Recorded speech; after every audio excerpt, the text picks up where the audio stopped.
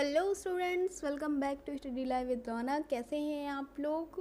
आशा करती हूँ आप लोग अच्छे होंगे और अच्छे से अपने एग्ज़ाम की तैयारी कर रहे होंगे। तो शुरुआत करेंगे हम आज के अपने मॉक टेस्ट की। इस मॉक टेस्ट को आपको पूरा देखना है क्योंकि समय नहीं है, समय आपके पास बस 2-3 दिन का है।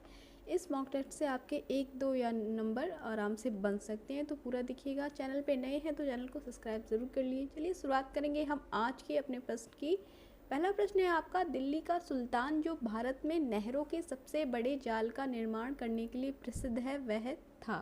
इल्तुतमिश, गयासुद्दीन तुगलक, फिरोज शाह तुगलक या सिकंदर लोदी? तो वो कौन था? ऑप्शन नंबर सी जो आपको नज़र आ रहा है, फिरोज शाह तुगलक। ठीक है, ये आपका राइट है। फिरोज शाह तुगलक ने भारत में नहरों के सबसे बड़े जाल का निर्माण करवाया था। यह मोहम्मद बिन कासिम के निधन के बाद दिल्ली का सुल्तान बना था। किसके निधन के बाद? मोहम्मद बिन कासिम के बाद दिल्ली का सुल्तान बना था। यह तुगलक वंश का तीसरा शासक था। कौन था? तुगलक वंश का तीसरा शासक था फिरोज शाह तुगलक।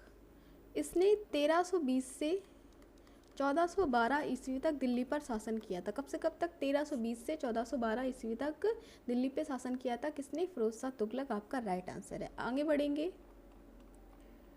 चैनल पे आपको पूरी पीईटी की प्लेलिस्ट मिल जाएगी। कुल आज का ये दिला के कुल 50 जो मॉक टेस्ट हैं वो डले हैं उस पर, तो आप स्पीड बढ़ा के सभी मॉक टेस्ट एक बार फिर से रिवाइज कर लीजिएगा। सभी मॉक टेस्ट से एक ना एक प्रश्न आपका ज़रूर फंसने वाला है। तो सेकंड नंबर क्वेश्चन है, गुजरात विजय की यादगार में अकबर ने किसका निर्माण कराया था? ये आपसे पूछा जा रहा है। बड़ा इमामबाड़ा, बुलंद दरवाज़ा, जामा मस्जिद या सिद्दी बस्ती? तो गुजरात विजय की यादगार में अकबर ने बुलंद दरवाज़ा का निर्माण कराया था। ऑप्शन नंबर बी आपका राइट है। बुलंद दरवाज़ा का निर्माण करवाया गया था अकबर के द्वारा। कब करवाया गया था? 1602 ईस्वी में करवाया गया था। इसकी बात करो, ये 53.6 मीटर ऊंचा ये जो दरवाज़ा है वो 53.6 मीटर ऊंचा और 35 मीटर चौड़ा है। बुलंद दरवाज़ा इसे कहा जाता है। ठीक है, अगला प्रश्न है आपका, किसने मुगल साम्राज्य की राजधानी को आगरा से दिल्ली स्थानांतरित कर दिया था? जहांगीर, औरंगजेब, हुमायूं या शाहजहां? तो ये काम जो किया था, ऑप्शन नंबर डी आपका राइट हो जाएगा, शाहजहां द्वारा किया गया था। मुगल साम्राज्य की राजधानी को उसने आगरा से दिल्ली स्थानांतरित किया था और तभी उसने दिल्ली के लाल किले का निर्माण करवाया था। ठीक है, शाहजहां ने दिल्ली के लाल किले का निर्माण करवाया था जब उसने मुगल साम्राज्य की राजधानी को आगरा से दिल्ली स्थानांतरित कर दिया था। अगला प्रश्न है आपका, किसके समय में मलिक मोहम्मद जायसी ने पद्मावत की रचना की है? मलिक मोहम्मद जायसी का लिखा हुआ पद्मावत जो है वो महाकाव्य है और पूछा गया है किसके शासनकाल में या किसके समय में इसकी रचना की गई थी? तो शेर शाह, ऑप्शन नंबर भी आपका राइट हो जाएगा। शेर शाह सूरी के शासनकाल में मलिक मोहम्मद जायसी ने पद्मावत की रचना की थी। नेक्स्ट क्वेश्चन है आपका, कश्मीर का शासक जो कश्मीर के अकबर के नाम से जाना जाता वह है? शमसुद्दीन शाह, सिकंदर बुतकासिम, हैदर शाह, जैनुल आबदीन? तो ऑप्शन नंबर डी आपका राइट है। जैनुल आबदीन जो है वो कश्मीर का शासक के रूप में जाना जाता है। कश्मीर का एक बहुत महान शासक था जिसे कश्मीर के अकबर के नाम से जाना जाता है। कौन? जैनुल आबदीन। और इसने 1420 से लेके 1470 ईस्वी पर कश्मीर में शासन किया। कब से? 1420 से लेकर 1470 तक कश्मीर में शासन किया जैनुल आबदीन ने। इसे कश्मीर का अकबर के नाम से भी जाना जाता है। अगला प्रश्न है आपका, हल्दी घाटी का युद्ध कब लड़ा गया? तो हल्दी घाटी का युद्ध जो है वो ऑप्शन नंबर बी 1576 ईस्वी में लड़ा गया। 18 जून 1576 ईस्वी में महाराणा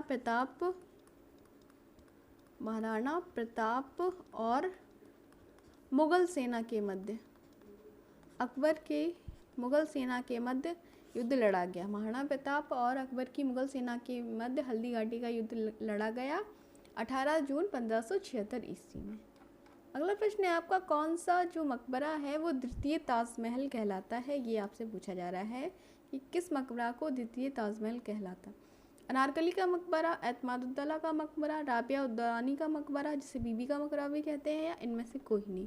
तो ऑप्शन नंबर सी आपका राइट हो जाएगा। राबिया उद दौरानी का मकबरा या बीबी का मकबरा द्वितीय ताजमहल कहलाता है, जिसे औरंगजेब ने बनवाया था। किसके द्वारा इसका निर्माण किया गया?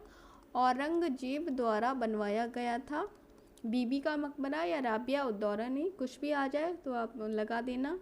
किसने बनवाया था? औरंगजेब ने बनवाया था। कहाँ पर है? औरंगाबाद में। ठीक है, औरंगजेब में औरंगाबाद में इसका निर्माण करवाया था। अगला प्रश्न है आपका, कुव्वत उल इस्लाम मस्जिद का निर्माण किसके द्वारा किया गया था? ये आपसे पूछा जा रहा है। कुव्वत उल इस्लाम मस्जिद का निर्माण किसके द्वारा किया गया?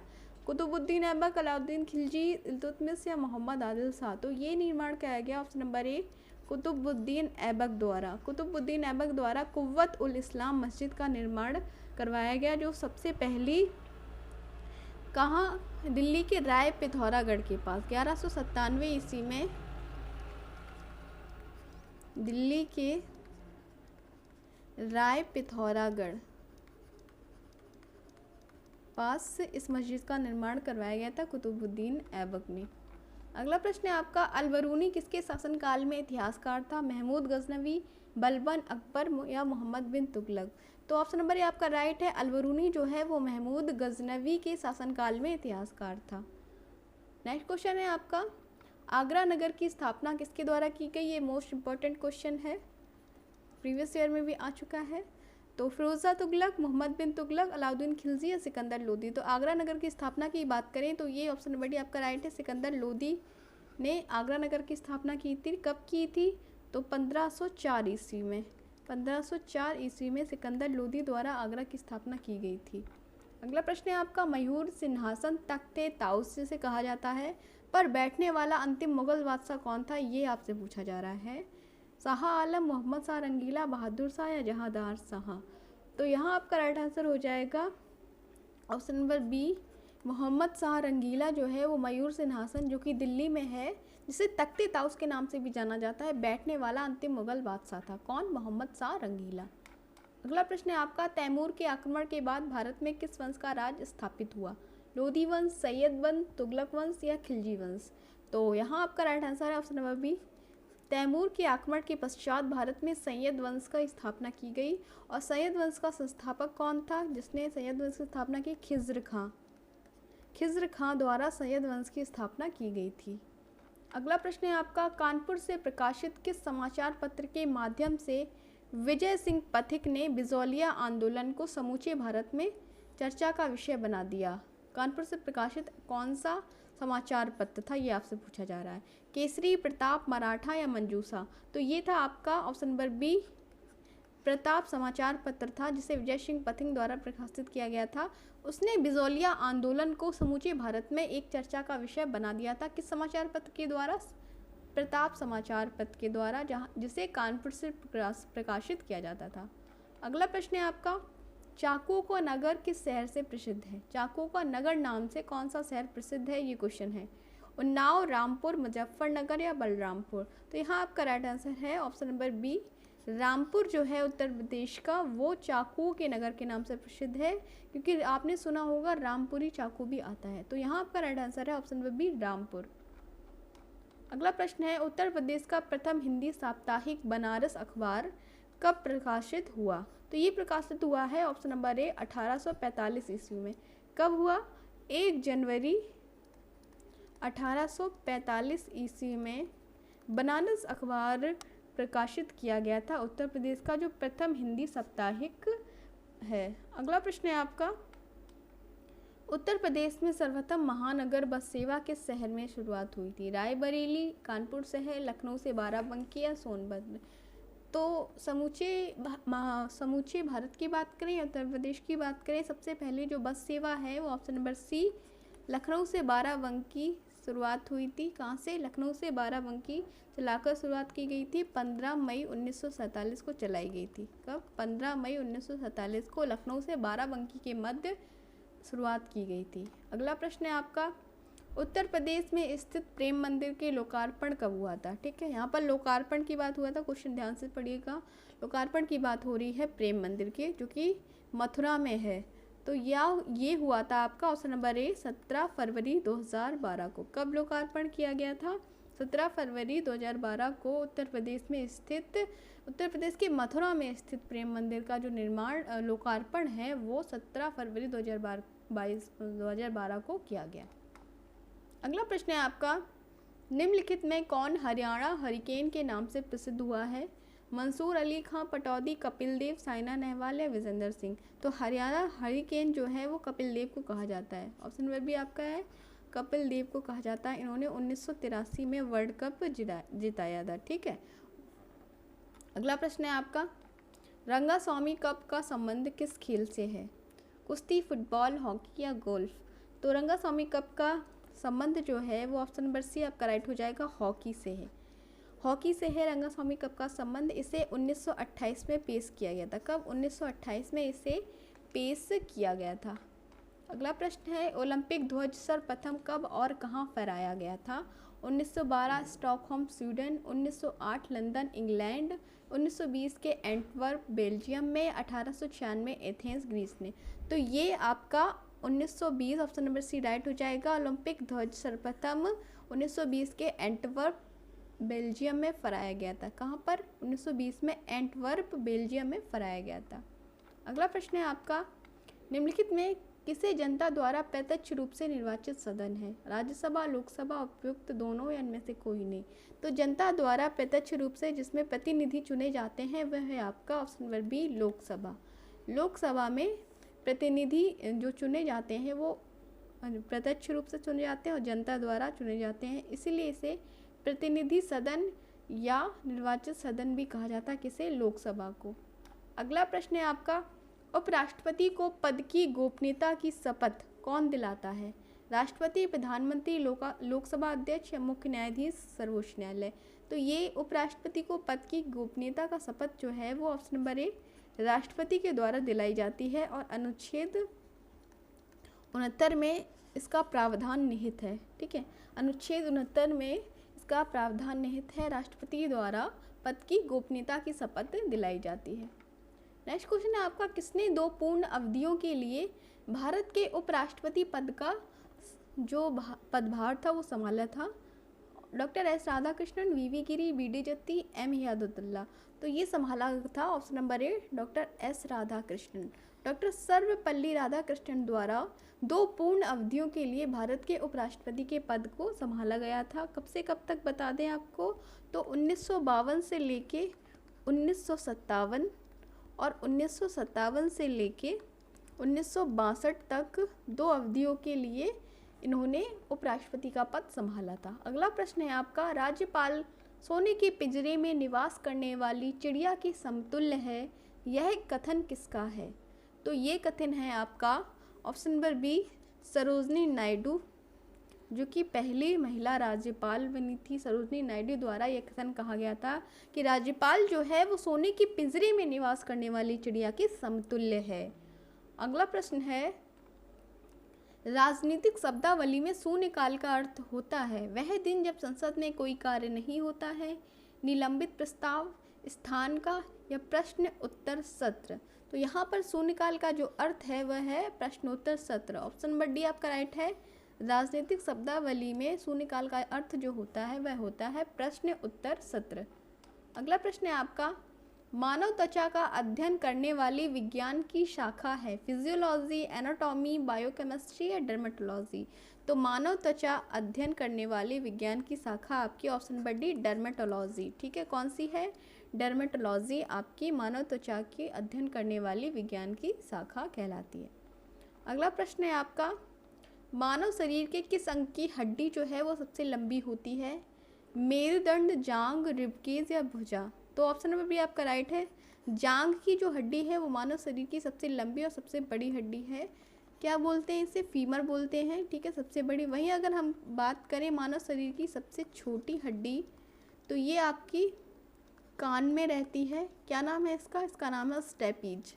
ठीक है, अगर आपसे छोटी हड्डी पूछा जाता है तो वह है आपके स्टेपीज जो कि कान में होती है, और अगर बड़ी की बात करें तो वो होती है फीमर जो कि जांग में स्थित होती है। अगला प्रश्न है आपका, किस वैज्ञानिक ने खोज की थी कि मलेरिया मच्छरों से होता है? Ronald Ross, C V Raman, A Fleming, Max Planck? तो ये खोज की गई थी option number A Ronald Ross के द्वारा। इन्होंने मलेरिया मच्छरों के परजीवी का पता लगाया था और ये पता लगाया था कि मलेरिया जो है मच्छरों से होता है। किसने? रोनाल्ड रॉस ने। अगला प्रश्न है आपका, निम्न में से विशालतम स्तनधारी कौन सा है? हाथी, व्हेल, डायनासोर या गेंडा? तो स्तनधारी जीव की बात हो रही है, तो ये है आपका option number B, whale. Whale जो है वो विशालतम स्तनधारी जीव है और एक समुद्री जीव भी है। व्हेल एक स्तनधारी विशालतम जीव है, तो ऑप्शन नंबर बी यहाँ आपका राइट है, व्हेल।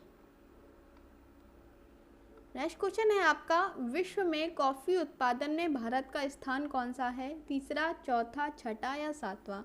तो कॉफ़ी उत्पादन की बात करें भारत के स्थान, तो वो ऑप्शन नंबर सी आपका राइट है। ठीक है, ऑप्शन नंबर सी, छठा स्थान जो है वो भारत का है कॉफ़ी उत्पादन में। वहीं प्रथम स्थान किसका है? प्रथम स्थान है ब्राज़ील का। ब्राज़ील में कॉफ़ी उत्पादन में प्रथम स्थान है। अगला प्रश्न है आपका, ट्राई निम्नलिखित में से किस क्षेत्र की नियामक संस्था है? TRAI यानी ट्राई जो है निम्नलिखित में किस क्षेत्र की नियामक संस्था? यातायात, पर्यटन, तकनीकी शिक्षा या दूरसंचार? तो ये है आपकी ऑप्शन नंबर डी राइट है, दूरसंचार। भारतीय नियामक प्राधिकरण दूरसंचार प्राधिकरण है ट्राई। ठीक है, और इसका फुल फॉर्म बात करें, इसका फुल फॉर्म होता है telecom regulatory authority of India. Authority of India, भारतीय दूरसंचार नियामक प्राधिकरण इसका फुल फॉर्म होता है। इसकी स्थापना 20 फरवरी 1997 में की गई थी। ठीक है, ऑप्शन नंबर डी आपका राइट हो जाएगा, ये दूरसंचार नियामक संस्था है। अगला प्रश्न है, भारत में सामान और सेवा कर जो है वो शुरू किया गया था, मतलब गुड्स सर्विस टैक्स GST कब शुरू किया गया? तो ये शुरू किया गया है ऑप्शन नंबर बी 1 जुलाई 2017 को। कब शुरुआत हुई है? 1 जुलाई 2017 में भारत में GST टैक्स जो है वो लागू कर दिया गया था। अगला प्रश्न है आपका, अपनी धुरी पर सूर्य की ओर अधिक झुकाव के कारण निम्न में कौन सा ग्रह लेटा हुआ ग्रह के उपनाम से जाना जाता है? बृहस्पति, शनि, अरुण या वरुण? तो ये जाना जाता है ऑप्शन नंबर सी, अरुण। यह अपने अक्ष पे 82 डिग्री तक झुका हुआ है, इसीलिए इसे लेटा हुआ ग्रह के नाम से भी जाना जाता है, किसे? अरुण। अगला प्रश्न है आपका, पृथ्वी की 3 सकेंद्री परतों में से ऊपर से दूसरी परत का नाम क्या है? श्याल, सीमा, निफे या इनमें से कोई नहीं? तो ऊपर से दूसरी परत का नाम है ऑप्शन नंबर बी, सीमा। ठीक है, सीमा ऊपर से दूसरी परत का नाम है और इसका निर्माण सिलिका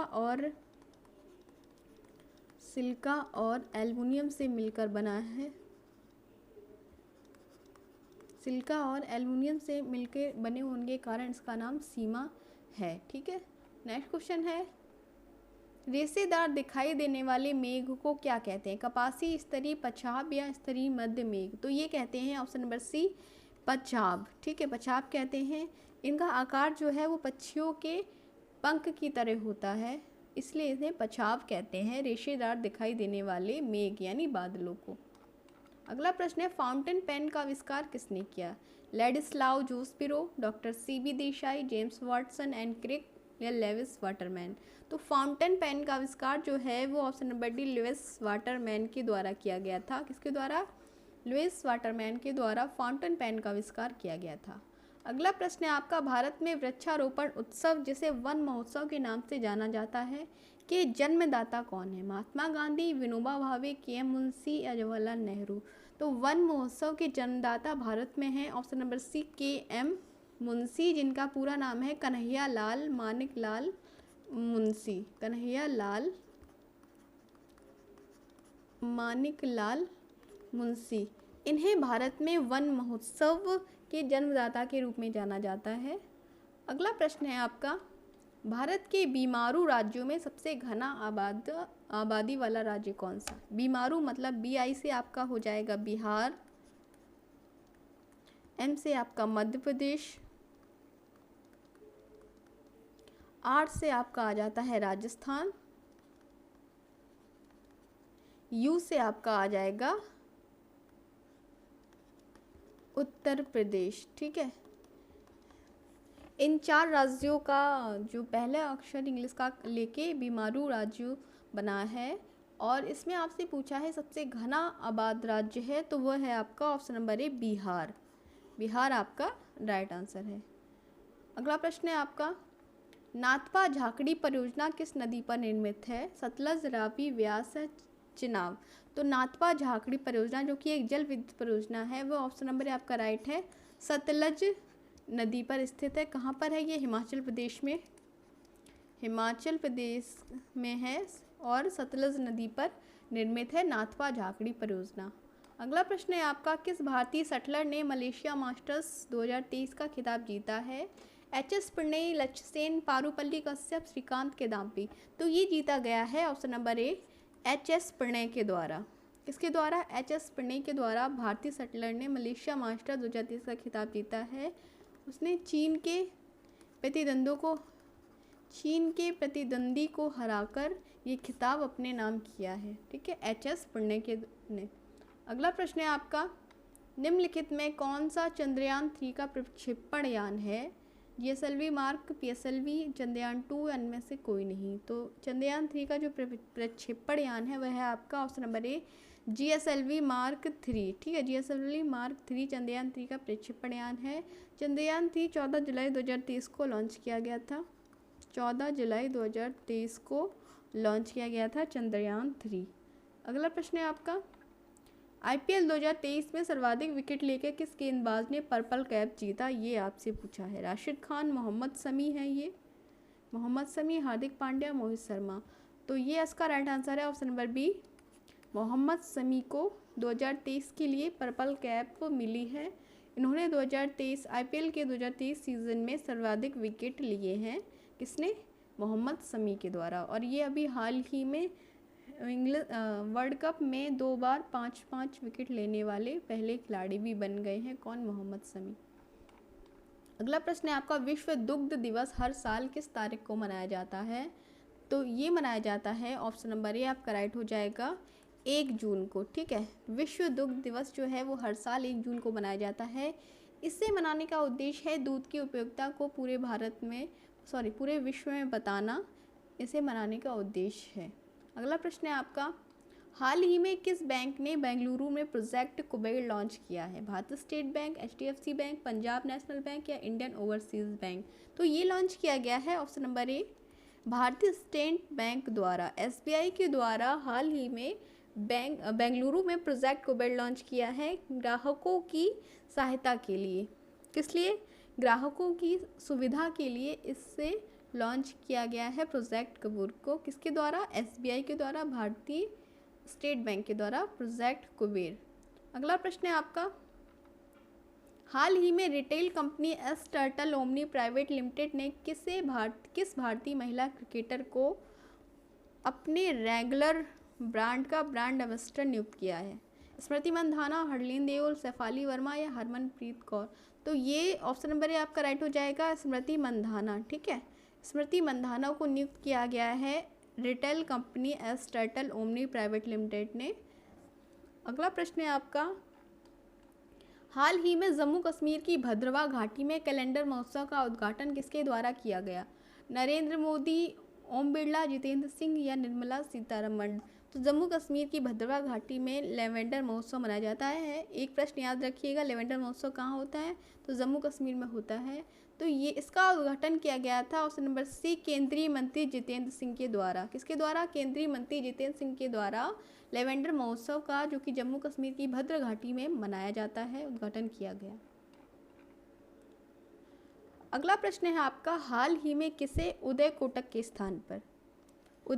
के स्थान पर कोटक महिंद्रा बैंक के नए एमडी व सीईओ के रूप में नियुक्त किया है? नीलेश माथुर, अश्वनी पांडे, अशोक वासवानी या सुरेश नागरकोटी? तो ऑप्शन नंबर सी आपका राइट है, अशोक वासवानी को। ठीक है, उदय कोटक के स्थान पे अशोक वासवानी को कोटक महिंद्रा बैंक के नए एमडी व सीईओ के रूप में नियुक्त किया गया है। और प्रश्न है आपका 48 नंबर क्वेश्चन पे हम पहुंच चुके हैं। प्रतिवर्ष 24 अक्टूबर को दुनिया भर में किस रोग के बारे में जागरूकता फैलाने के उद्देश्य से एक दिवस मनाया जाता है? एड्स, मधुमेह, लकवा या पोलियो? तो ऑप्शन नंबर डी आपका हो जाएगा, पोलियो को पोलियो के बारे में जागरूकता फैलाने के उद्देश्य से विश्व पोलियो दिवस मनाया जाता है 24 अक्टूबर को। क्या? विश्व पोलियो दिवस 24 अक्टूबर को मनाया जाता है। इसके साथ साथ ही 24 अक्टूबर को संयुक्त राष्ट्र दिवस भी मनाया जाता है। संयुक्त राष्ट्र दिवस भी 24 अक्टूबर को मनाया जाता है, ये भी ध्यान रखिएगा। और साथ साथ विश्व पोलियो दिवस भी 24 अक्टूबर को मनाया जाता है। अगला प्रश्न है आपका, हाल ही में किस खेल से संबंधित पूर्व भारतीय खिलाड़ी बिशन सिंह बेदी का 77 वर्ष की उम्र में निधन हुआ? वे किस खेल से संबंधित थे? तो वो थे ऑप्शन नंबर बी आपके क्रिकेट से। ठीक है, क्रिकेट के संबंधित थे, जो कि पूर्व भारतीय कप्तान भी रह चुके हैं बिशन सिंह बेदी। 77 वर्ष की उम्र में बीमारी के चलते उनका निधन हो गया है। अगला प्रश्न है, लास्ट प्रश्न है ये आपका, क्वेश्चन नंबर 50 हो जाएगा। हाल ही में 35 वर्षीय डैनियल नोबा किस दक्षिणी अमेरिकी देश के सबसे युवा राष्ट्रपति बने हैं? 35 वर्ष के हैं Daniel nova. Colombia, Brazil, Ecuador या वेनेजुएला? तो ये बने हैं ऑप्शन नंबर सी इक्वाडोर के। ठीक है, इक्वाडोर के सबसे युवा राष्ट्रपति बने हैं डैनियल नोबा। तो ये थे 50 महत्वपूर्ण प्रश्न। वीडियो को पूरा देखना है, इसके बिल्कुल नहीं करना है, क्योंकि समय जो है वो अब आपके पास नहीं है। तो प्रश्नों को आप स्पीड में देखिए, लेकिन वीडियो को पूरा देखिए। ठीक है, चैनल पे पूरी 50 मॉक टेस्ट की प्लेलिस्ट पड़ी है, आप वहाँ से सभी जो मॉक टेस्ट को है वो फॉरवर्ड करके जल्दी जल्दी करके सभी एक रिवीजन की तरह से आप लगभग आपके 2000 क्वेश्चन जो हैं वो प्लेलिस्ट में डले हैं। तो इससे आपके जीके के जितने भी क्वेश्चन हैं वहाँ से फंस सकते हैं। तो रिक्वेस्ट है कि वीडियो को देखना है, चैनल को सब्सक्राइब करिए आप। ठीक है, तो फिर मिलते हैं एक नई वीडियो के साथ। तब तक के लिए नमस्कार, take care and goodbye and all the best for exam.